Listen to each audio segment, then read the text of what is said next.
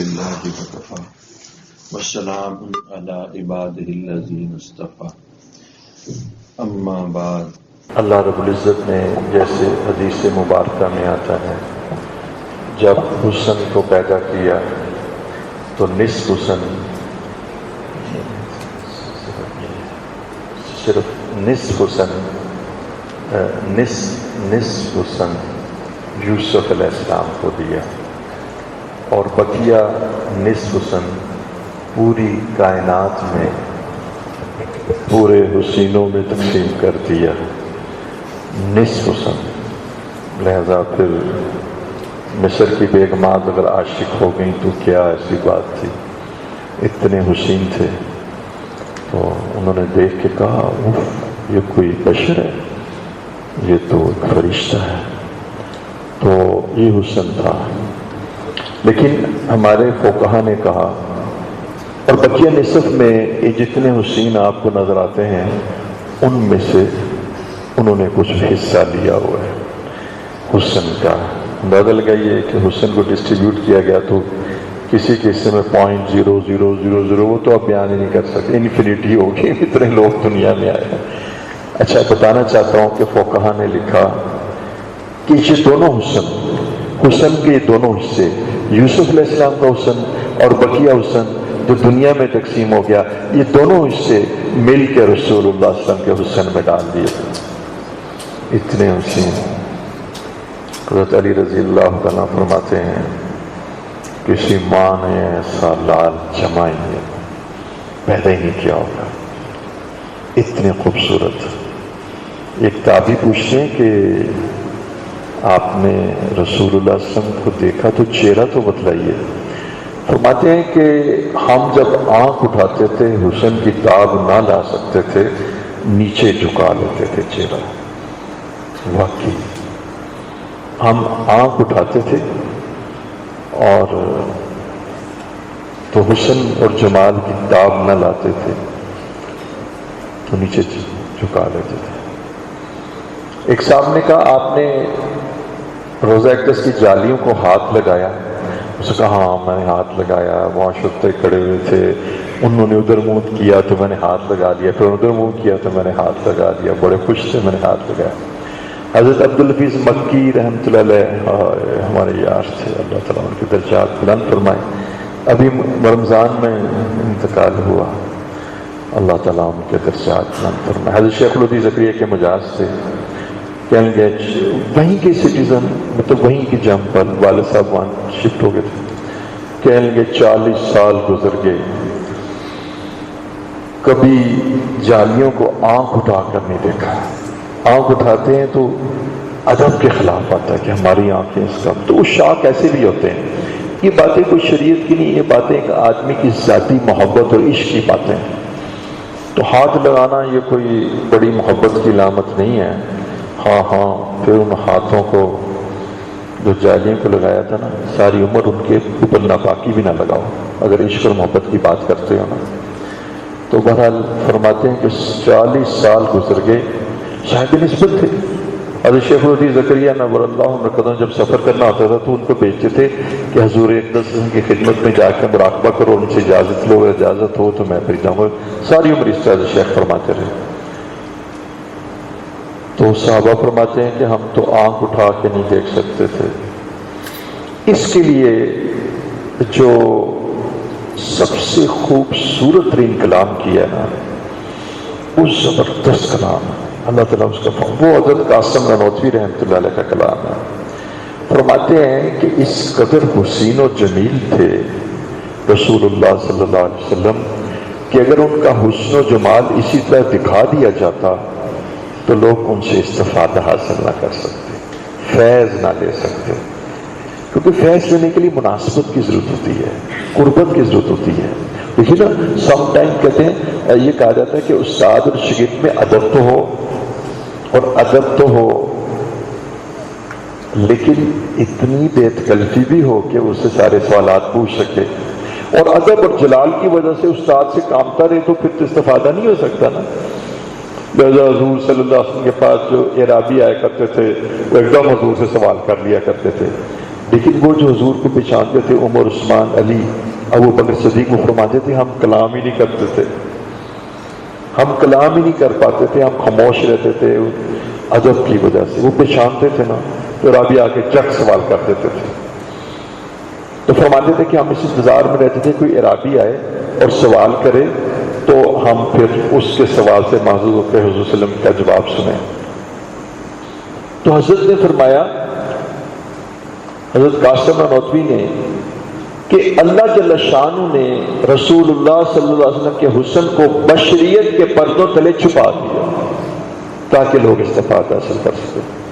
اب اندازہ لگائیے، جیسے میں نے پڑھا اور سنا کہ حضرت عمر رضی اللہ عنہ نہیں، حضرت موسیٰ علیہ السلام نے جب کہا نا کہ اللہ رب العزت ذرا دیدار تو کرائیے، لن ترانی، نہیں دیکھ سکتے، بار بار، تو پھر طور کے اوپر ڈالا، تجلی ڈالی، تو موسیٰ علیہ السلام بے ہوش ہو گئے تھے۔ اس تجلی کے اثرات سے موسیٰ علیہ السلام کے چہرے کے اوپر اتنے انوارات تھے کہ کتنے منس موسیٰ علیہ السلام چہرے پہ کپڑا رکھتے تھے، کوئی اس کی تاب نہیں لگتا تھا اور بے ہوش ہو جاتے تھے۔ شاہ عبدالعزیز دہلوی، یہ صاحبزادے ہیں شاہ ولی اللہ رحمۃ اللہ کے، حضرت جی اپنے چہرے پہ کپڑا رکھتے تھے، تو کس نے کہا، حضرت کسی خادم نے کہا حضرت ذرا چہرہ بھی تو دکھائیے۔ جب چہرہ اٹھایا تو خادم نے وہ چہرے کے اوپر جو انوارات دیکھے تو ایک دم وشی میں چلے گئے۔ یہ جن کی آپ نظم پڑھ رہے ہیں، حضرت نفیس الحکم حسینی، جن کی ابھی نظم پڑھی گئی، تجھ سا کوئی نہیں، یہ آج ان کی خدمت میں حاضر ہوتا تھا، بڑی شفقت اور محبت بھی فرماتے تھے۔ اخیر وقت میں بھی میں ان کے ساتھ، تو مجھے انہوں نے سلسلہ عالیہ قادریہ میں ذکر بھی بتلایا۔ فرمانے لگے میرے کان کی کچھ پرابلم ہو گئی تھی، فرمانے لگے کہ میں تمہیں سلسلہ عالیہ قادریہ میں ذکر بتلانا چاہتا ہوں، تو پھر خاموش ہو گئے کہ بیمار ہوں۔ پھر اس کے بعد بیٹھ کے نا باقاعدہ ذکر کر کے دکھایا۔ تو یہ رات کو اپنے کمرے میں تشریف فرما ہے اور خادم کہتا ہے کہ حضرت میں نے بتی بند کر دی ہے، میں نے بتی بند کر دی ہے، اور یقین جانی کہ حضرت کا چہرہ سنا اتنا نورانی ہے کہ اس نورانیت سے کمرے میں روشنی پھیل گئی۔ حضور صلی اللہ علیہ وسلم کا چہرہ حضرت عائشہ صدیقہ رضی اللہ تعالیٰ فرماتی اتنا روشن ہوتا تھا کہ اگر میری سوئی گم جاتی، وہاں تو بلب نہیں تھے نا، دیا ہی تھا، دیا تو چلا گیا، اگر میری سوئی گم جاتی تو حضور صلی اللہ علیہ وسلم کے مبارک چہرے کی جو نورانیت اور جو محبت کی جو شعائیں اور اللہ کی قربت کی وجہ سے جو نورانیت تھی، وہ تجلی کی روشنی کے تلے میں سوئی تلاش کر دیتی تھی۔ تو یہ جو بات حضرت قاسم نانوتوی کی ہے نا، میرا دل چیر لیتی ہے کہ حضور صلی اللہ علیہ وسلم کے حسن کو اللہ جل شانہ نے بشریت کے پردوں تلے دبا دیا تھا۔ جی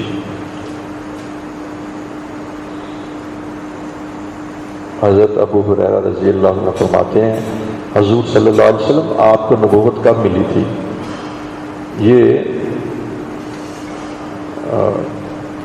ہمارے حضرت تھانوی بیان فرما رہے ہیں، ان کی کیا نام ہے، نام بول رہا ہوں خدا کا، اس کا معنی خوشبو کا پھیل جانا۔ اچھا بہرحال فرماتے ہیں جب آدم علیہ السلام ابھی گارے کی حالت میں تھے، ابھی گارے اور مٹی کی سٹیج میں تھے، آدم علیہ السلام گارے اور مٹی کی حالت میں تھے، مجھے نبوت مل چکی تھی۔ اے ابد کے حسین، اے اول تجھ سا کوئی نہیں، تجھ سا کوئی نہیں، ایسا ہی ہے، سچ پوچھیے اتنے حسین۔ پتہ میں نے یہ مضمون کی چھیڑا، آج عنوان تو میرا مختلف ہے کہ پیارے دوستو، صبغۃ اللہ، اللہ کا رنگ، قرآن ہے نا، ومن احسن من اللہ صبغہ، اور اللہ کے رنگ سے بڑھ کر کس کا رنگ، اور اللہ کا رنگ کس پہ چڑھا تھا بتائیے نا، رسول اللہ صلی اللہ علیہ وسلم۔ اللہ فرماتے ہیں صبغۃ اللہ، صبغۃ اللہ، اللہ کا رنگ، قرآن ہے نا جی، قرآن میں اس لیے بتا رہا ہوں، کسی صوفیہ کا کلام نہیں، قرآن، ومن احسن من اللہ صبغہ، اور اللہ کے رنگ سے بڑھ کر اور کس کا رنگ، تو یہ سب سے خوبصورت رنگ اللہ کا رنگ رسول اللہ کے اوپر چڑھا دیا تھا. کس نے چڑھایا تھا جی؟ اللہ نے چڑھایا تھا. اب بتائیے پیارے دوستوں، پیارے بچوں، عزیز بزرگوں، میں آپ سے پوچھتا ہوں کہ یورپ کا رنگ، امریکہ کا رنگ، رواج کا رنگ، ہماری لوکل ٹریڈیشنز کا رنگ، اور جی چودھریوں کا رنگ، وڈیروں کا رنگ، کفار کی معاشرت کا رنگ، کیا رسول اللہ صلی اللہ علیہ وسلم کے رنگ کا مقابلہ کر سکتا ہے؟ پھر مجھے بتائیے، پھر تم کدھر جا رہے ہو؟ پھر ہم کدھر جا رہے ہیں؟ حضرت میں اسی کو سن کے ابھی میں حیران ہو جاتا ہوں کہ وہی جو بات میں نے آپ کو کہی کہ حضور صلی اللہ علیہ وسلم کے جو پیروکار تھے ان کے چہرے اتنے روشن ہوتے تھے اور موسیٰ علیہ السلام کا چہرہ تجلی کی وجہ سے روشن ہوا. تو بس آپ ایک بات یاد رکھیں، آپ کو فائدہ ہوگا اس بات سے. یہاں دیکھیے کیسی عجیب بات ہے کہ آپ نے فرمایا کہ اپنی زیارت کرائیے، اور حضور صلی اللہ علیہ وسلم نے نہیں فرمایا تھا کہ اللہ رب العزت اپنی زیارت فرمائیے. جبرائیل تشریف لائی، آئیے زیارت کیجیے اللہ کی. تو یہاں اللہ رب العزت خود اپنی زیارت کروانے کے لیے رسول اللہ صلی اللہ علیہ وسلم کو اللہ برا. اور یہ واقعات احادیث میں ہیں اور حضرت نہیں لکھے ہیں، محدثین نے لکھے ہیں کہ فرماتے ہیں کہ میں اب آپ کا ساتھ نہیں کر سکتا، آپ کا ساتھ نہیں میں آپ کو دے سکتا. تو ساتھ چھوڑ دیا.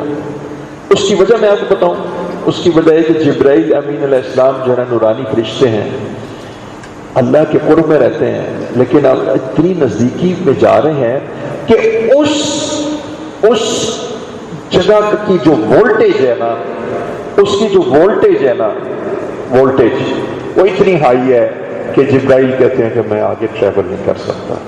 لہذا جبرائیل نہیں گئے. اور میرے دل میں ایک اور بات بھی آتی ہے حضرت، ایک بات بھی آتی ہے کہ جب محبوب سے ملاقات ہو تو کوئی اور دوسرا نہ ہو تو راز و نیاز کی بات ہوتی ہے. یہ میرے دل کی بات ہے جو میں نے عرض کر دی. تو یقین جانیے بیٹا میں آپ کو یہ بتا سکتا ہوں، کوئی کیا وہاں کے احوال بیان کر سکتا ہے؟ وہ تو نہیں بیان کر سکتا، وہاں تو قلم رک گئے، تھک گئے. تو سدرۃ المنتہا، اس سے اوپر، یعنی حضور صلی اللہ علیہ وسلم نے یہ خود ارشاد فرمایا رأیت ربی. صرف ایک صحابیہ تھی، جو صحابیہ تھی، وہ سارے صحابی اس بات پر متفق تھے کہ حضور صلی اللہ علیہ وسلم نے حالت جسم میں خواب میں تو جہاں مرضی چل گئے، وہ کون سی بڑی بات ہے؟ خواب میں تو غریب آدمی کہتا ہے جی میں فلاں بڑے قطر کے میرے مسلم وہاں بڑے کسی عرب کے شہزادے کی بیٹی سے شادی کرو. جھونپڑی میں بیٹھا بندہ اگر اس کو خواب آ جائے جی میں فلاں بڑے شہزادے کی بیٹی، تو اس سے کیا ہو سکتا ہے؟ اس کا مقام بڑھ جاتا ہے. تو خواب تو کوئی چیز نہیں ہوتی، اگرچہ انبیاء کا خواب بھی نبوت کا 40واں حصہ ہوتا ہے. تو یہ حالت بیداری میں زیارت ہوئی. تو سارے صحابہ اس بات پر متفق تھے رأیت ربی کہ رسول اللہ صلی اللہ علیہ وسلم. اب میں آپ کو بات کر سکتا ہوں، جس وقت تجلی دور پہ پڑتی ہے حضرت موسیٰ علیہ السلام کا چہرہ اتنا روشن ہو جاتا ہے کہ لوگ دیکھتے ہوئے بے ہوش ہو جاتے ہیں. تو اندازہ لگائیے کہ حضور صلی اللہ علیہ وسلم نے براہ راست اللہ رب العزت کی زیارت کی. اب اس روشنی کا کیا حال ہوگا؟ پہلے ہی قلب کا شک صدر، پہلے ہی اس کو 4 دفعہ صاف کیا گیا. اس صاف کرنے کا مطلب یہ نہیں کہ علائشوں سے صاف کیا گیا. جبرائیل علیہ السلام نے زمزم سے دھویا، اس لیے بعض احباب کہتے ہیں کہ زمزم جو ہے نا حوض کوثر کے پانی سے افضل ہے، کیونکہ رسول اللہ صلی اللہ علیہ وسلم کا مبارک قلب زمزم سے صاف کیا گیا. اچھا، اور جو برتن آئے تو وہ جنت کے تھے، یوٹینسلز برتن جنت کے تھے اور زمزم سے آپ. اچھا، اس سے ہر چیز نہ سوچنا توبہ توبہ توبہ توبہ تمہارے اور میرے ساتھ کہ وہ کوئی علائشیں تھی، اب وہ کوئی خدا نہ خواستہ کوئی ایسی شارٹ کمنگس تھی، کوئی ایسی کوئی ڈارکنیس یا کوئی اندھیرے تھے. نہیں، اس قلب کو اللہ رب العزت کی زیارت کرانی تھی، تو اس کو اس معرفت کے قابل کرنا تھا کہ جا کے براہ راست زیارت کریں. اور اگلی بات کیا ہے؟ اس کو جذب کر لیں. ایک شیخ تشوانی صاحب نے کہا ہے، بسا لینا کسی کو. کل یہ کوئی سنائے گا تو کیا بات ہے؟ حمزہ تم کل یہ سنانا، کون سنائے گا؟ تمہیں آتی ہے؟ بسا لینا کسی کو دل میں، بسا لینا کسی کو دل میں، دل ہی کا کلیجہ ہے. یہ ٹالرنس دل ہی کی ہے، کسی کو دل میں بسا لینا یہ بہت بڑی بات ہے. محبت کیا ہے؟ دل کا درد سے معمور ہو جانا. بتائے جان کسی کو سونپ کے مجبور ہو جانا. محبت کیا ہے؟ دل کا درد سے معمور ہو جانا. یہ دل درد جو ہے نا، اسے محبت کہتے ہیں. بتائے جان اپنی جان کسی کو سرنڈر کر کے، ان صلاتی و نسکی و محیای و مماتی للہ رب العالمین، مجبور ہو جانا. دیکھو بسا لینا کسی کو دل میں، دل ہی کا کلیجہ ہے. یہ دل ہی کا حوصلہ ہے کہ کسی کو دل میں بسا لیتا ہے. پہاڑوں کو تو بس آتا ہے مر کر جل کر دور ہو جانا. پہاڑوں کو تو بس آتا ہے جل کر دور ہو جانا. تو پہاڑ تو جل کر دور ہو گئے، اور رسول اللہ صلی اللہ علیہ وسلم کا مبارک قلب، اس نے اللہ جل شانہ کے ان انوارات کو جذب کیا اور اندر برداشت کیا. اب مجھے بتائیے اس بزرگ جس کا نام محمد رسول اللہ صلی اللہ علیہ وسلم ہے، ان کی روحانیت کا، ان کی تعلق محلہ کا، ان کی نورانیت کا، ان کے قلب کی تجلیات کا، ان کی روشن کا، خیالی کا کیا حال ہوگا. 14 صدی پرانے چراغوں پہ ناز ہے. ہم کس لیے کریں گے نئی روشنی کا غم؟ نئی روشنی کیا ہے؟ رسول اللہ صلی اللہ علیہ وسلم کے سامنے ساری روشنیاں بند ہو جاتی ہیں. دنیا میں کوئی اس سے زیادہ روشن نہیں، دنیا میں اس سے زیادہ کوئی بڑا عالم نہیں، دنیا میں اس سے زیادہ بڑا کوئی ہمدرد نہیں، دنیا میں اس سے زیادہ خدا کی معرفت، خدا کا پہچان کرنے والا نہیں، دنیا میں اس سے بڑا کوئی سوشیالوجسٹ نہیں، دنیا میں اس سے بڑا کوئی سائیکالوجسٹ نہیں، دنیا میں اس سے بڑا کوئی سائیکیٹرسٹ نہیں، دنیا میں اس سے بڑا کوئی رہنما نہیں. رسول اللہ صلی اللہ علیہ وسلم کا طریقہ اور حضور صلی اللہ علیہ وسلم کی تہذیب، آپ کی سویلائزیشن، آپ کی زندگی کو چھوڑ کر دوستو کتنا ظلم ہے اپنے اوپر اور کتنا ظلم ہے دوسروں کے اوپر، کفار کے اوپر، کہ ان کو فالو کرنا، ان کو بڑا سمجھنا. اس لیے یہاں پر میں اپنا مضمون ختم کرنا چاہوں گا. ایک بات میں آپ کو بتاتا ہوں تاکہ یہ بھی مقصد تو دیکھیے بیان نہیں ہوتا، مقصد تو تزکیہ ہوتا ہے اور اصلاح. یہاں پر میں آپ ساتھیوں کو ایک بات عرض کروں گا، صرف ایک بات. بیٹا رسول اللہ صلی اللہ علیہ وسلم کی کسی ایسی سنت کو جو نفلی بھی ہو، جس کے اوپر فرض نہ ہو، جیسے امامہ پہننا نہ فرض ہے، فرض نہیں ہے، اچھا واجب نہیں ہے، اب کا سنت موقعہ نہیں ہے، سنت موقعہ بھی نہیں ہے، یہ ایک سنت ہے، پہننے پر اجر ہے، نہ پہننے پر کوئی گناہ نہیں. لیکن چونکہ رسول اللہ صلی اللہ علیہ وسلم کی استمراری سنت ہے، استمراری سنت کہتے ہیں جس کو آپ نے مستقل استعمال کیا. سیلڈم اٹ ہیپنس کہ حضور صلی اللہ علیہ وسلم نے اس کو اتارا ہو گھر میں، بس آپ اس کو پہنتے تھے. دیکھیں بیٹا آپ نے دیکھا ہو ہندوستان کے علماء نہیں پہنتے، بہت سارے لوگ نہیں پہنتے. تو میں آپ کو ایک مسئلہ بتاتا ہوں، اس کو آپ پہنیے تو اس کا اجر ملے گا، نہ پہنیے تو کوئی گناہ نہیں ملے گا. لیکن اس کی تحقیر کرنا یا اس کا مذاق اڑانا یا اس کی تخفیف کرنا، تخفیف کہتے ہیں اس کو چھوٹا کرنا، اس کی اہمیت کو کم کرنا، اس کے بارے میں آپ کو واضح بتا دیتا ہوں. یہ جو ہے نا رسول اللہ صلی اللہ علیہ وسلم کی سنت پر جو کہ ایک نبی صلی اللہ عمل کرنے پہ بھی گناہ نہیں ہوگا، کرنے پہ انتہائی اجر ملے گا اور حضور سے نسبت مل پکے. لیکن اس کا استہزاء کرنا، اس کا مذاق کرنا، اس کو چھوٹا دکھانا، یہ فقہا کے نزدیک کفر ہے. بیٹا گناہ نماز نہ پڑھنے میں کفر نہیں ہوتا، نماز کا مذاق اڑانا کفر ہوتا ہے. بیٹا ایک آدمی شراب پیتا ہے، اور کہتے حرام حرام حرام ہوں میں، توبہ کروں گا کیا کروں، منہ سے چھوٹتی نہیں۔ جوش ملی آبادی نے توبہ کر لی تھی تھانوی کے سامنے آ کے، اور بھی کبھی نہیں پی تھی۔ تو حرام حرام حرام، تو یہ جو چیز ہے نا، یہ پکا مسلمان پکا مسلمان پکا مسلمان، اس لیے کہ اس کے دل میں حرام حرام، ٹھیک ہے۔ اور ایک آدمی شراب نہیں پیتا، بالکل نہیں پیتا، کہتا ہے میں نہیں پیتا، میں سمارٹ رہنا چاہتا ہوں، میں اپنے برین کو الرٹ رکھنا چاہتا ہوں، اس سے ڈروزینس ہوتی ہے، اس سے ڈیزینس ہوتی ہے، اس سے لیور خراب ہوتا ہے، اس سے اسٹمک خراب ہوتا ہے، اس سے انسان کی کانشینس بلر ہوتی ہے، یہ ساری چیزیں ہوتی ہیں۔ لیکن کہتا ہے کہ تو نہیں لکھا ہے شراب حرام ہے، شراب نہیں پیتا، اور کہتا ہے شراب حرام کوئی نہیں۔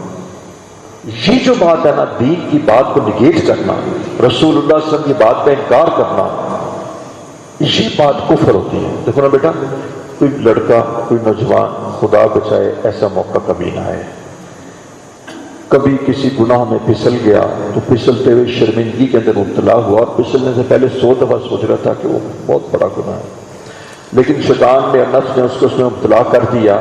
اس سارے معاملات اور ایونٹ کی وجہ سے وہ اپنے آپ کو گناہگار بھی سمجھتا، شرمندہ بھی تھا، روتا بھی تھا، یہ پکا مسلمان ہے۔ اور جب یہ اللہ رب العزت کی بارگاہ میں سچے دل سے توبہ کرے گا تو اللہ رب العزت کی توبہ کو معاف کر دیں گے۔ لیکن اگر ایک آدمی کہے گا جی نہیں، ذرا بالجبر جو ہے وہ تو بالکل حرام ہے، لیکن کانسینٹ کے ساتھ، جناب الرضا کانسینٹ کے ساتھ تو یہ جائز ہو جاتا ہے۔ یہ آدمی جو اللہ کے حلال کو حرام کرے وہ صریحاً غلط آدمی ہے، اور جو اللہ رب العزت کے حرام کو حلال کرے تو وہ تو بالکل دائرہ اسلام میں سے خارج ہو جاتا ہے۔ جو اللہ جل شانہ کے حرام کو حلال کرے تو دائرہ اسلام سے خارج ہو جاتا ہے۔ بس تو اس لیے میں آپ کو ایک بات کہتا ہوں کہ صرف میں اس میں اتنا بات کرتا ہوں، جیسے اب میں آپ کے براہ راست ایک بات کر دیتا ہوں، آپ بہت اچھے بچے ہیں، وہ یہ کہ داڑھی جو ہے نا یہ حضور صلی اللہ علیہ وسلم کی سنت ہے، بات ٹھیک ہوگی۔ اب یہ داڑھی کی گریڈنگ کیا ہے کہ یہ فرض ہے واجب ہے، یہ فرض ہے واجب ہے سنت مؤکدہ ہے، تو بیٹا ہم تو اس وقت یہاں بیٹھے ہوئے ہیں، آج 27ویں رات ہو جائے گی، ہم اللہ سے معافی مانگنے کے لیے بیٹھے ہیں، یہ بات آپ نا مفتی صاحب سے عید کے بعد پوچھ لیں، ٹھیک ہے؟ بس یہ میں نے میرا یہ چیپٹر نہیں ہے، ٹھیک ہے نا، میرا یہ چیپٹر نہیں ہے۔ بیٹا تم داڑھی رکھو کیا ہی بات ہے، تمہارے چہرہ پہ نور آ جاتا ہے، تم داڑھی نہ رکھو تو بیٹا تمہاری مرضی ہے، یہ تمہارے مولا اور رب کے ساتھ معاملہ ہے، ہم نہیں اس پہ انٹرفیئر کرتے ہیں، یہ تمہارا رب کے ساتھ اور مولا کے ساتھ معاملہ ہے، ہم اس میں مزاحمت انٹرفیئر مداخلت نہیں کرتے، کہ تم اللہ کی بارگاہ میں نا بیٹا جواب دو گے، ٹھیک ہے نا، ہم سب اللہ کی بات، تو کہ بیٹا مولوی صاحب کے لیے سچ بولنا ضروری ہے تو عوام کے لیے سچ بولنا ضروری نہیں ہے۔ جتنا مولوی صاحب کے لیے زنا سے، شراب سے، جھوٹ سے، سود سے، رشوت سے بچنا لازم ہے، اتنا ہی آرڈنری پرسن کے لیے لازم ہے۔ مولوی صاحب کے اوپر کوئی شریعت زیادہ تو لاگو نہیں نا، 5 نمازیں نا جی مولوی صاحب کے اوپر بھی، اور آپ کے اوپر بھی 5 نمازیں ہیں، یہ تو نہیں نا کہ جو آپ پی ایچ ڈی کر دو تو 1 نماز کام ہو جاتی ہے، اور جب میرو سرجن مان جائے تو 2 نمازیں اور کام ہو جاتی ہیں، ہاں جی۔ اور کوئی آدمی اگر بہت بڑا سینئر آفیسر بن جائے، ڈائریکٹریٹ بن جائے تو جو نماز ہی ختم ہو جاتی ہے، ایسا نہیں نہ ہوتا۔ تو یہ تو نہیں ہے کہ نماز صرف مولوی صاحب کے لیے، علماء کے لیے ہے، تو بیٹا یہ چیزیں آپ کی اپنا معاملہ ہے، ہم نہ خواہ نہیں کسی کی لات مارتے۔ آپ کو میں ایک لطیفہ سناتا ہوں، اب یہ اخبار کا نام دیا تو ایک بڑے ہی مشہور اخبار کے ایڈیٹر میرے پاس آئے، اچھا، اور نہ اور بھی اس میں ایڈیٹر تھے، مختلف انگلش اخبار کے ایڈیٹر، اچھا انہوں نے نا ان میں سے ایک آدمی تھے کہ جو شراب پیتے تھے، بہرحال یہ کوئی 10-12 آدمیوں کا گروہ تھا، تو انہوں نے نا مجھ سے نا آ کے نا یہ بات شروع کی، کہنے لگا جی حالانکہ دیکھیں ایک مجلس تھی اس میں شراب کا ذکر ہی کوئی نہیں، انہوں نے مجھے دیکھا تو انہوں نے کہا تھوڑا سا کچھ اسی بھی کریے، مذاق کریے، تو کہہ لگے شراب تو حرام ہے، شراب تو حرام نہیں، شراب تو حرام نہیں، تو اس نے کہا بھی تم کیسے بات کر رہے ہو، شراب حرام ہے، تو شراب تو حرام ہے، کہاں لکھا شراب حرام ہے، کہاں لکھا شراب حرام ہے؟ میں تمہیں ایک بات سنانا چاہتا ہوں، مطلب کی بات ہے، آپ کو فائدہ ہوگا اس بات۔ اچھا، تو اس دن مجھے سب نے کہا جی ان سے پوچھتے ہیں، یہ ڈاکٹر صاحب بھی ہیں، عالم بھی ہیں، اور یہ جب میں نے دیکھنا کہ سیکھنے کے موڈ میں نہیں ہے اور مذاق کرنے کے موڈ میں ہے، میں نے کہا میں تو ڈاکٹر ہوں، مجھ سے کوئی ڈاکٹر کی بات پوچھو، پیتھولوجی کی بات پوچھو، مریض کی بات پوچھو، میرا سبجیکٹ ہے پیتھولوجی آف ڈیزیزز، مجھے اس کی بات پوچھو، مجھے کیا پتا کہ شراب حرام ہے؟ میں تو نہیں جانتا۔ میں نے کہا آپ دیکھیں آپ کی اپنی پرابلم، میں تو شراب پیتا نہیں، دیکھیں چونکہ میں شراب پیتا نہیں، مجھے شراب پینے کی ضرورت نہیں، مجھے شراب کو جاننے کی بھی ضرورت نہیں۔ یقین جانی ایسے ناک آؤٹ ہوئے۔ اب بیٹا ان کا مقصد پتہ کیا تھا؟ وہ مجھے انوالو کرنا چاہتے تھے کہ میں کوئی جواب دوں، کوئی حدیث بیان کروں، کوئی قرآن بیان کروں، میں ان کو کیوں کافر بناؤں؟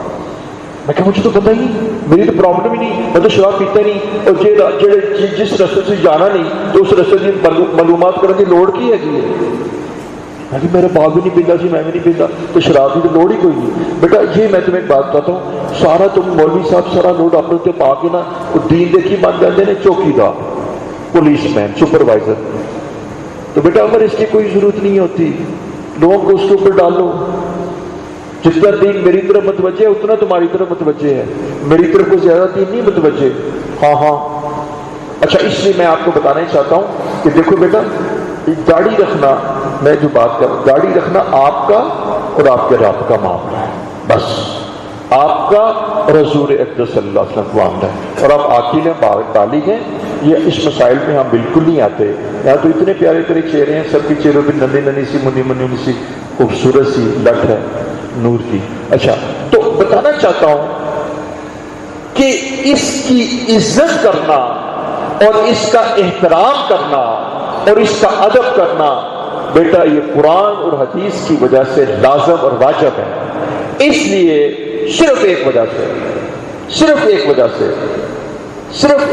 سے کہ رسول اللہ صلی اللہ علیہ وسلم کے چہرے پر تھی۔ وہ اکثر مجھے ایک بات یاد آ جاتی ہے، حضرت بجری صاحب بھی بیٹھے ہیں، کہ میں وہ جنرل سوار خان تھے اور وہ گورنر مغربی پاکستان تھے، تو ایک دفعہ پی سی کے اندر میری ان سے ملاقات ہوئی، تو میں نے داڑھی رکھی ہوئی تھی، اور جو کہ میرے فادر بیوروکریٹ تھے، تو انہوں نے مجھے پوچھا تم نے داڑھی رکھ لی ہے، یہ داڑھی رکھنا کوئی فرض ہے کہ واجب ہے؟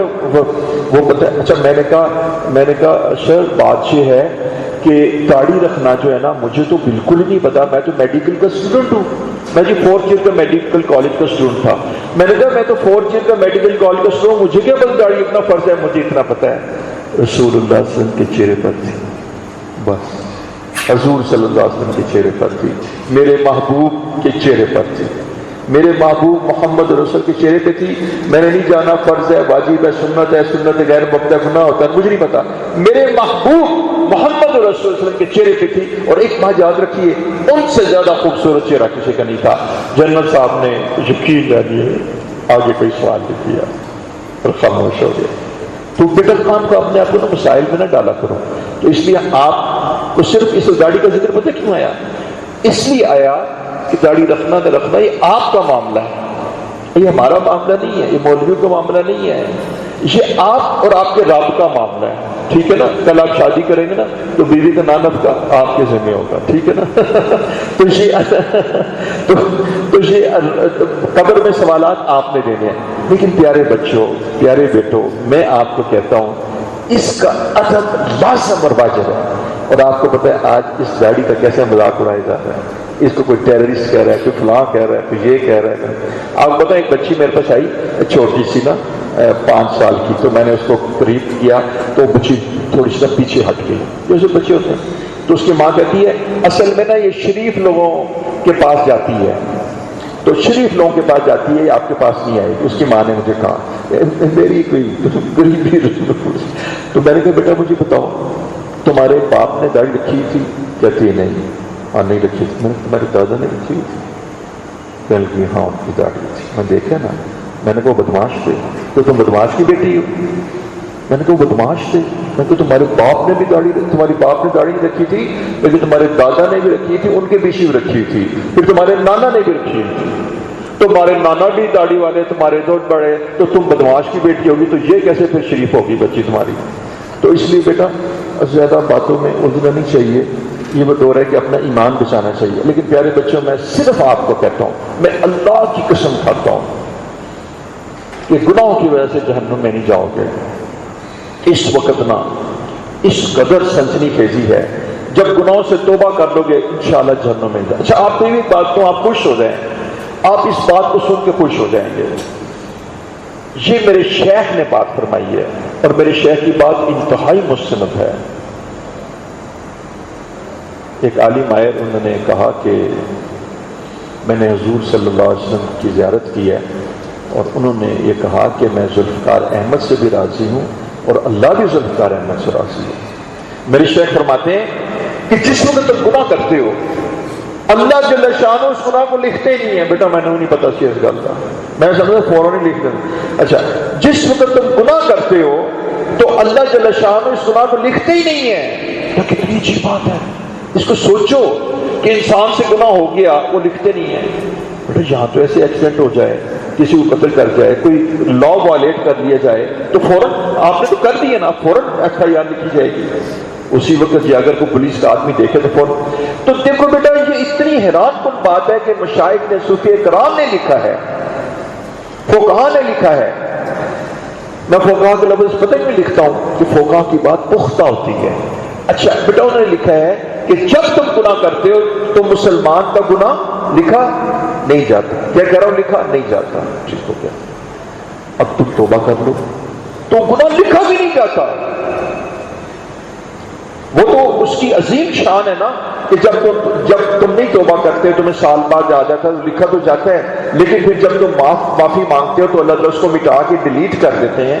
اور قرآن میں آتا ہے کہ بعض اوقات ایسا بھی ہوتا ہے کہ بعض اوقات کے لفظ میرے ہیں، وہ بعض اوقات میں نے اس لیے کہا کہ جب تمہارے اندر ندامت اور شرمندگی اتنی زیادہ ہو جاتی ہے تو اللہ رب العزت تمہاری سیئات کو حسنات میں بدل دیتے ہیں، تمہارے گناہوں کو نیکیوں میں بدل دیتے ہیں۔ لیکن بیٹا میں تو تمہیں کہتا ہوں ذرا عقل کیا کرو، عقل، فوراً توبہ کیا کرو۔ بہترین خطا کرنے والے کون ہیں؟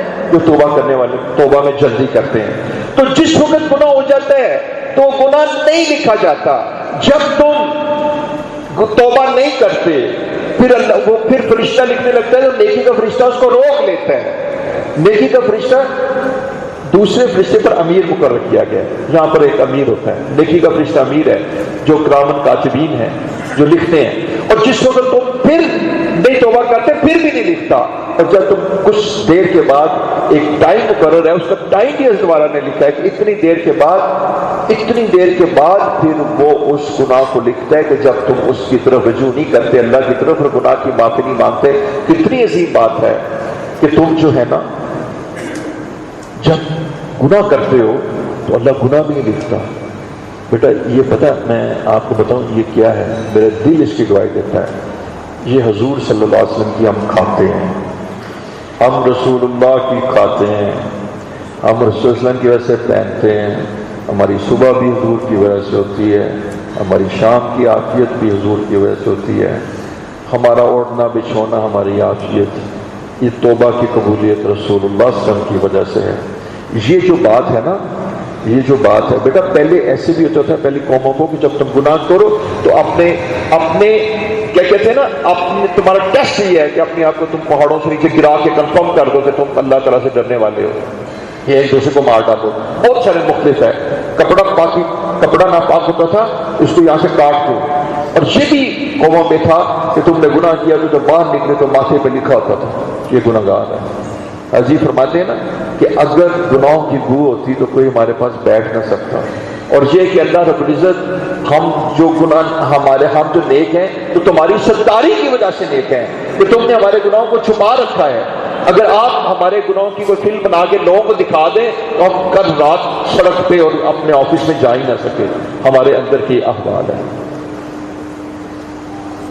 تو بیٹا اللہ رب العزت گناہ کو نہیں لکھتے، یہ کتنے پیارے اللہ ہیں، ان سے محبت کرو، ان کو سجدہ کرو، ان کی عبادت کرو، ان کا ذکر کرو، ان کے آگے جھک جاؤ، ان کی اطاعت کرو، اسی میں وقار ہے، اسی میں تمہاری بقا ہے، اسی میں سروائیول ہے، اور یہی آنیسٹی ہے، اور یہی ٹروتھ ہے، اور یہی سچائی ہے، اور اس کے علاوہ سب جھوٹ ہے۔ یہ دنیا کیا ہے؟ فریب نظر ہے۔ اور پیارے بچوں، اللہ تمہیں سلامت رکھے۔ میں آپ کو بتاؤں مجھ پہ کتنی دفعہ ایسے واقعات آئے کہ دنیا فریب نظر لگا کہ جیسے وقت اخیر ہے، پتہ لگا سب فریب نظر ہے۔ مجھے آج بھی یہ بات یاد ہے کہ میرے چچا کا انتقال ہو رہا تھا، اور ماشاءاللہ ان کی بڑی اولادیں، بڑی 10-11 بچے تھے۔ تو میں نے کہا چچا جان کیا محسوس کرتے ہیں؟ کہنے لگے سب فریب نظر ہے، سب فریب نظر ہے۔ یہ تو بیٹا فریب نظر ہے، اصل زندگی تو آخرت کی ہے، یہ تو امتحان ہے۔ مزے تو وہاں کریں گے، اس لیے یہ تو آخرت کے مزے کرنے کی، یہ مزے کرنے کی جگہ نہیں ہے۔ تم مجھے نام لے کے بتاؤ کس نے اس دنیا میں مزے کیے ہیں، کسی کا نام لے کے بتاؤ، کسی گلوکار کا نام لے دو، کسی صدر کا نام لے دو، کسی امیر آدمی کا نام لے دو۔ سب سے امیر تو قارون حامان تھے اور فرعون تھے، کس نے مزے کیے ہیں؟ اس کے سر پہ جوتیاں پڑتی تھی، وہ زمین میں دنسا دیا گیا۔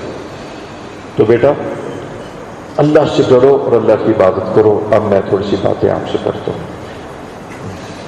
الحمدللہ وکفی وسلام علی عبادہ الذین اصطفی، اما بعد فاعوذ باللہ من الشیطان الرجیم، بسم اللہ الرحمن الرحیم۔ قال اللہ تبارک و تعالی وعباد الرحمن الذین یمشون علی الارض ہونا، اللہ کے بندے وعباد الرحمن، عباد اللہ کے بندے، اللہ کے بندے، اللہ جل شانہ فرماتے ہیں میرے بندے، الذین، ان کی ایک خاص کریکٹرسٹک فیچر ہے، ایک خاص صفت ہے، اور اللہ جل شانہ نے اس صفت کو بیان فرمایا ہے، یمشون علی الارض ہونا، کہ جس وقت جو زمین پر چلتے ہیں تو زمین پر یہ عاجزی سے چلتے ہیں، ان کے چلنے میں تواضع ہے، ان کے چلنے میں فروتنی ہے، ان کے چلنے میں عبدیت پائی جاتی ہے۔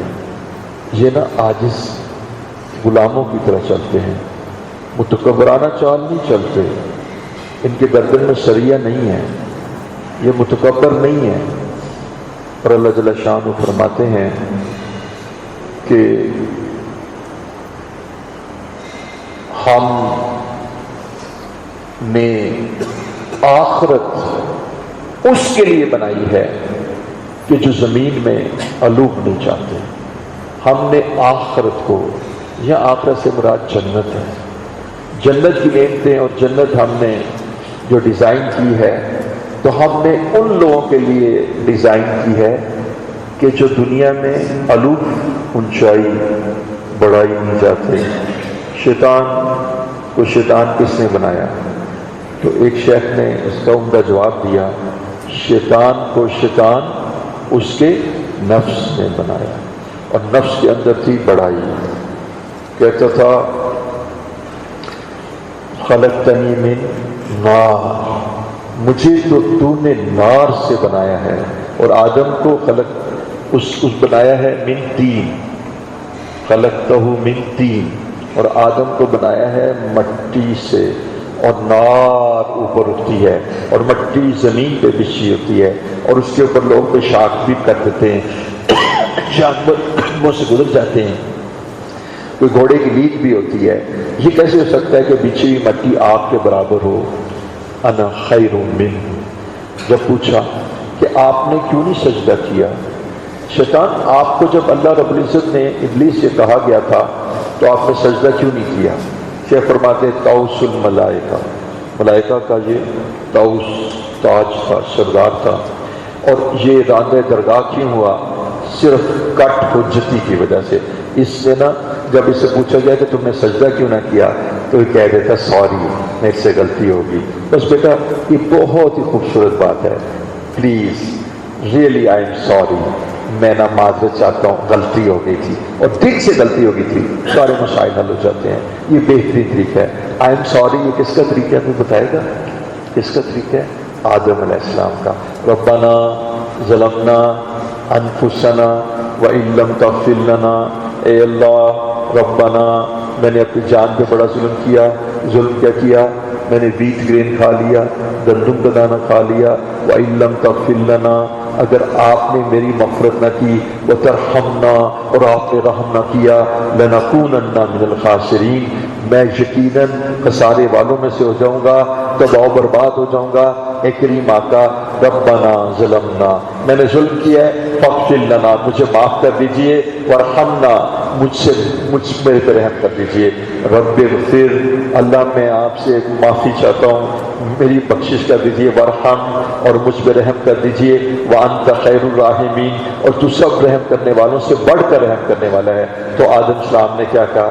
اللہ جی سوری، اللہ جی سوری، ریئلی ساری اللہ جی معاف کر دیجئے، اور ساری کی ہے اگر معاف نہ کیا. دیکھیے کتنی زبردست. بیٹا دیکھو یہاں سے دین سیکھو.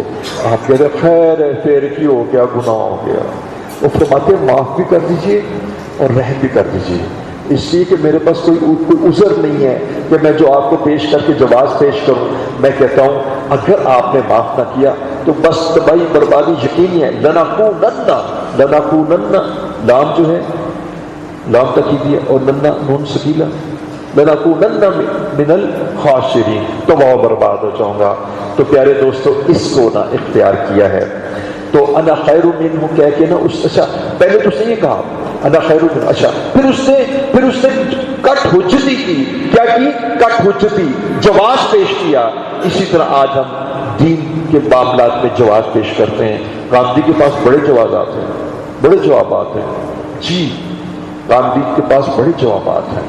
جی ہاں، جب رسول اللہ صلی اللہ علیہ وسلم کے سامنے پیش کیا جائے گا پھر پتہ لگے گا کہ یہ جواب وہاں زبان گم ہو جائے گی. جواز پیش کرنے کے لیے نا ایک گز کی زبان چاہیے، ایک گز زبان چاہیے بس. اور مفتی بننے کے لیے 25-30 سال کی فقاہت چاہیے. تو اعتراض کرنے کے لیے تو زبان چاہیے، اور زبان ایک گز کی چاہیے، بس ایک گز کی زبان چاہیے. تو بیچارہ گاندھی کیا دین سمجھے گا؟ آج یہ بتانا پڑ رہا ہے. تو وہ باتیں کہتے ہیں کہ جناب مولانا ابو العلا مودودی صاحب نے بھی ایسا کوئی کلام نہیں کیا، وہ تو ایسا کلام فرما رہے ہیں. اب انہوں نے کلام شروع کیا ہوا ہے تراویح اگر پڑھ لیں تو بہتر ہے، نہ پڑھ لیں تو خیر ہے. یہ تو ویسے حضور صلی اللہ علیہ وسلم نے ایک جذبات کی وجہ سے ویسی باتیں کریٹ کر کے پہلے تو بیٹا تمہارا طواف خراب کرتا ہے، اور اس کے پہلے تو تمہارا اعتکاف خراب کرتا ہے، پھر رمضان خراب کرتا ہے. پھر کسی وقت یہ کہے گا یہ فرض پڑھ لینی چاہیے، سنتوں اور واجبات کی تو ضرورت ہی نہیں ہے. پھر کہیں گے جی نماز کیا ہوتی ہے؟ نماز تو ایسے ہی ہے نا، یہ اللہ کی طرف متوجہ ہونا، تو آدمی 10 منٹ بیٹھ کر متوجہ ہو جائے کرے. تو اس طرح نا گمراہی اسی طرح آتی ہے. مرزا غلام احمد قادیانی نے اپنی گمراہی کا آغاز اسی طرح کیا تھا، ایک دم اس نے نبوت کا دعویٰ نہیں کیا تھا. تو پیارے دوستوں یہ کٹ حجتی انسان کو مار ڈالتی ہے. میں آپ کو بتاتا ہوں ہمیں کیا سکھایا گیا ہے. حضور صلی اللہ علیہ وسلم کے صحابہ کی شان اللہ رب العزت نے قرآن میں بیان کی. قالوا سمعنا واطعنا، ہم نے سنا اور اطاعت کی. رسول اللہ صلی اللہ علیہ وسلم آپ بیان فرما رہے ہیں، یہ آپ کا حکم ہے. اللہ، ہم تو نابینا ہیں، ہم تو نابینا ہیں اور بینا تو آپ ہیں. سارے نابینا جو ہیں وہ بینا کے ہاتھ میں اپنا ہاتھ دیں. حضرت احمد علی لوہی رحمۃ اللہ فرمایا کرتے تھے تم سارے نابینا ہو اور صرف رسول اللہ صلی اللہ علیہ وسلم بینا ہے. تم سارے اندھے ہو، حضور کے سامنے تم سارے اندھے ہو. دیکھیں اہل سنت والجماعت کا عقیدہ ہے کہ فرشتوں کا علم، انبیاء کرام کا علم، ساروں کا علم جمع کر لیا جائے. سارے انسانوں کا علم، فرشتوں کا علم، انبیاء کرام کا علم جمع کر لیا جائے. اہل سنت والجماعت کا عقیدہ ہے، کتابوں میں لکھا جا چکا ہے. اور رسول اللہ صلی اللہ علیہ وسلم کے علم کے مقابل وہ ایک قطرے کی مانند ہے کہ جبکہ حضور کا علم ایک سمندر کی مانند ہے. دوستوں کا حجتی کس بات کی؟ اعتراضات، جوابات. اس لیے اپنے آپ کو نا اہل حق علماء کو سرنڈر کرو. سب سے بڑا نقصان یہ ہوا کہ کچھ لوگوں نے علماء کو، کچھ لوگوں نے عوام کو علماء سے کاٹ دیا. تو دیکھو ایسے ہی نا بیٹا، اب میں کہتا ہوں کہ تم بھی قرآن پکڑ لو، تم بھی پکڑ لو، تم بھی سارے قرآن کی تفسیر خود کرنے لگ پڑو، تو کیا کرے گا؟ ایک چھوٹی گٹھیا سی میڈیکل کی کتاب پڑھ کے تو اپنی علاج نہیں کر سکتے. تو قرآن جس کو سکھانے کے لیے رسول اللہ صلی اللہ علیہ وسلم سکھائے، تم کہتے ہو جی میں قرآن پکڑ کے اپنا علاج خود کر لیتا ہوں. تم قرآن ضرور پڑھو، اس کا ترجمہ بھی پڑھو، اس کی تفسیر بھی پڑھو، لیکن علماء کے تابع ہو کے پڑھو.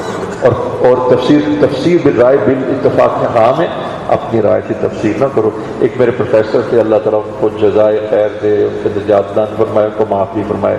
ان کا نام تھا پروفیسر حمید عسکری. وہ میرے پروفیسر تھے، میں گورنمنٹ کالج میں پڑھتا تھا. ان کا کوئی مثل نہیں تھا دنیا کے اندر. وہ ٹاپ موسٹ پروفیسر تھے کیمسٹری کے. اور یقین جانیے کہ ان کے پاس آنرز اور بڑے بڑے، انہوں نے قرآن کی تفسیر لکھ دی. کیونکہ اس زمانے میں نا آپشنل سبجیکٹ ہوتا تھا عربی، اور عربی اس زمانے میں جو آپشنل پڑھ لیتا تھا وہ اسپوکن عربی سے بھی اچھا تھا. انہوں نے جی اتنی موٹی قرآن کی تفسیر لکھی ہے. یہ صرف 5 سال پہلے میں بوڑھا ہو گیا. 5 سال پہلے میں گورنمنٹ کالج کی 5 سال کی بیٹی آئی، کہیں گے آپ کا اسٹوڈنٹ ہے. میں کہا میں ان کا اسٹوڈنٹ ہوں. کہیں گے یہ تفسیر انہوں نے لکھی تھی اور میں نے آپ چھپوا دی ہے. میں کہا اللہ اکبر. تو فیض صاحب بس انہوں نے تفصیل لکھی، ان کی تفصیل آپ دیکھیں کہ بالکل tie quoted suited painted clean shape. تو بہرحال انہوں نے تفصیل لکھی. اللہ تعالیٰ ہم سب پر معاف فرمائے. تو یہ نہیں کرنا چاہیے، اس سے بڑی پکڑ ہوتی ہے کہ اصل میں بیٹا اس میں بات بتاتا ہوں کیا ہے. جب تم یہ کہتے ہو نا کہ یہ قرآن کی آیت میں سمجھ گیا، تو اس کا مطلب میں آپ کو بتاتا ہوں کیا ہے. وہ منشا جو اللہ کے نزدیک اس قرآن کا تھا، اس آیت کا تھا، وہ تم سمجھ گئے. دیکھنا میں آپ کو ایک سٹیٹمنٹ دیتا ہوں، اور میری سٹیٹمنٹ 10 بندوں نے سنی. ایک وہ ہے کہ جو میرے قلب کے اندر وہ موجود ہے کہ جو میں کہنا چاہتا ہوں. آپ نے کچھ اور انٹرپریٹ کیا، آپ نے 10 بندوں نے، لیکن ایک بندے نے ایگزیکٹلی وہ انٹرپریٹ کیا جو میں کہنا چاہتا تھا. تو میری تو وہی ہو نا. اب تو میں پھر وہ اسی پہ آ جاتا ہوں اپنے یار پر. وہ میرے سے تو خیر میں تو ان کے قدموں کی خاک بھی نہیں ہوں. یار میرا علامہ اقبال. بیٹا علامہ اقبال ایک شعر پہ ایک کلام کیا کرتے ہیں، اور جو ان کے نزدیک اس کا معنی ہے، جب تک تم وہ معنی نہ لو تم یہ تو نہیں کہہ سکتے کہ میں کلام اقبال سمجھ گیا ہوں. تو اس سے مرضی معنی نکال لو. کلام اقبال کا مطلب ہے کہ اقبال کے کلام کے نزدیک جو معنی ہے وہ سمجھو. آج مجھے ایک شعر آ گیا، تم نے پوچھی ہے مجھ سے امامت کی حقیقت، خدا تجھے میری طرح صاحب اسرار کرے.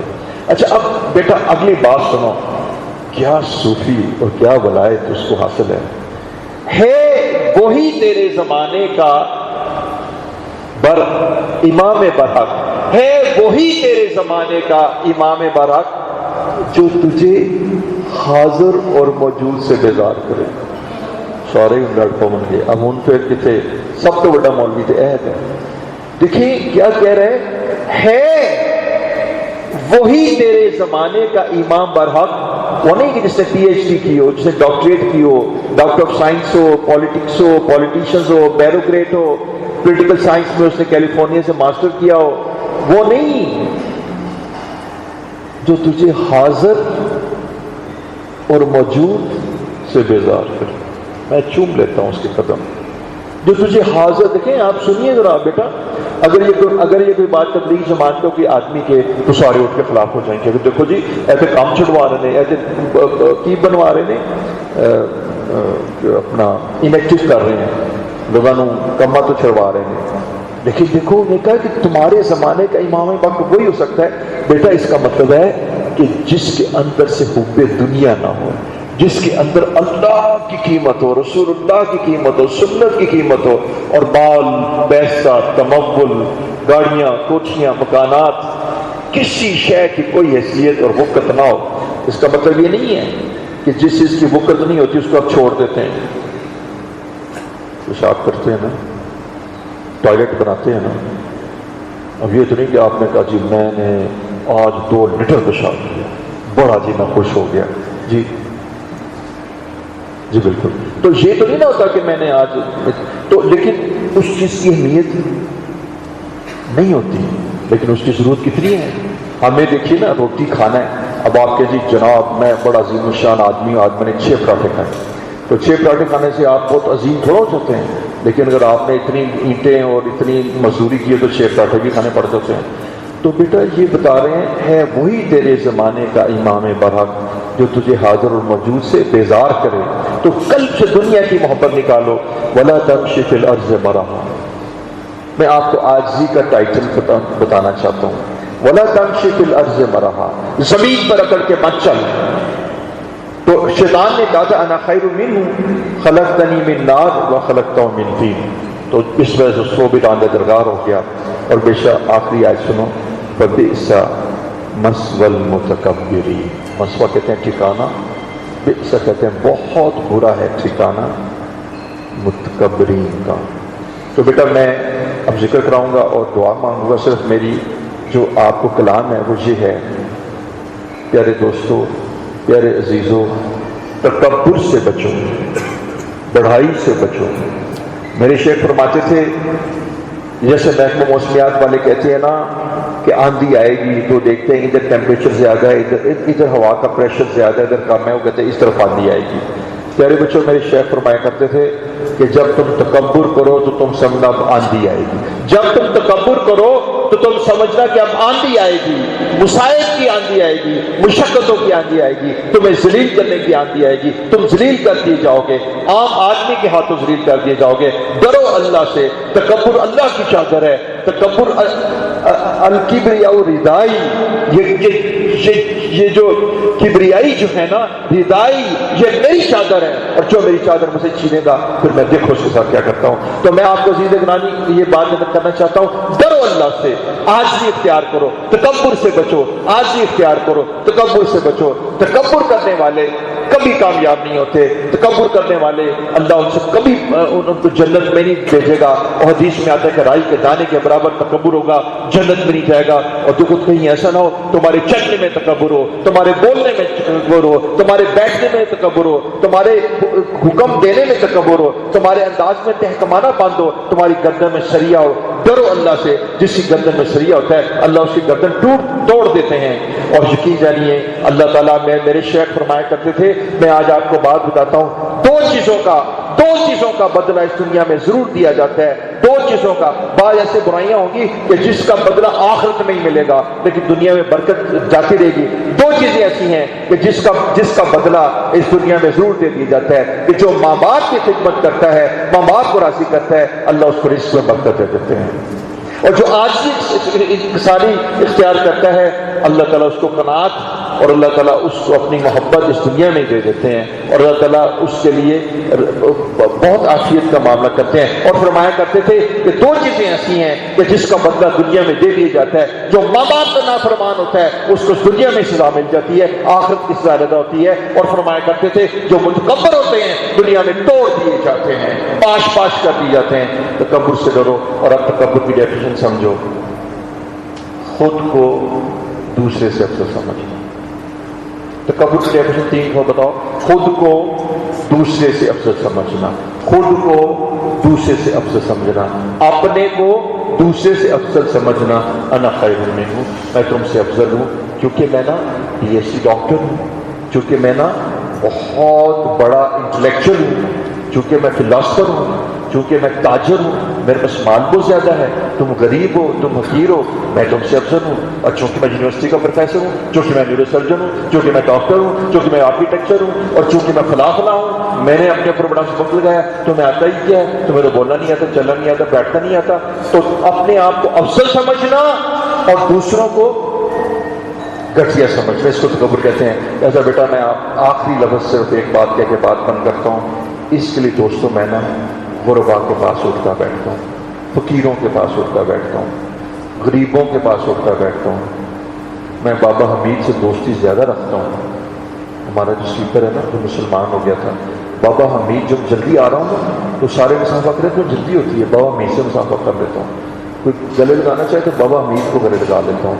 بابا حمید کو کیا پتا کہ میں اپنا اصلاح کرتا ہوں۔ تو بیٹا اس لیے حدیث میں آتا ہے کہ 4 چیزیں انسان کے دل کو مردہ کر دیتی ہیں، ان میں سے ایک چیز وہ ہے ان امراء کی صحبت کہ جن کے اندر مال نے تکبر پیدا کر دیا ہو، ان کی صحبت تمہارے دل کو مردہ کر دے گی۔ اور وہ امراء کے جن کے اندر مال نے تکبر پیدا کر دیا تو ان کا اپنا کیا حال ہوگا۔ وآخر دعوانا الحمدللہ رب العالمین۔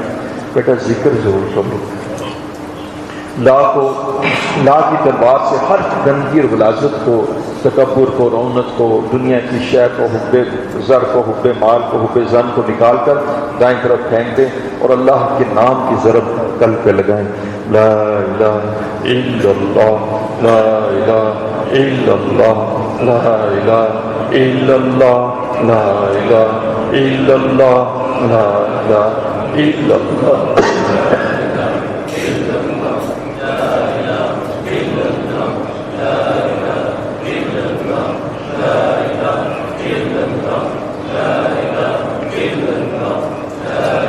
لا الہ الا اللہ، لا الہ الا اللہ، لا الہ الا اللہ، لا الہ الا اللہ، لا الہ الا اللہ، لا الہ الا اللہ، لا الہ الا اللہ، لا الہ الا اللہ، لا الہ الا اللہ، لا الہ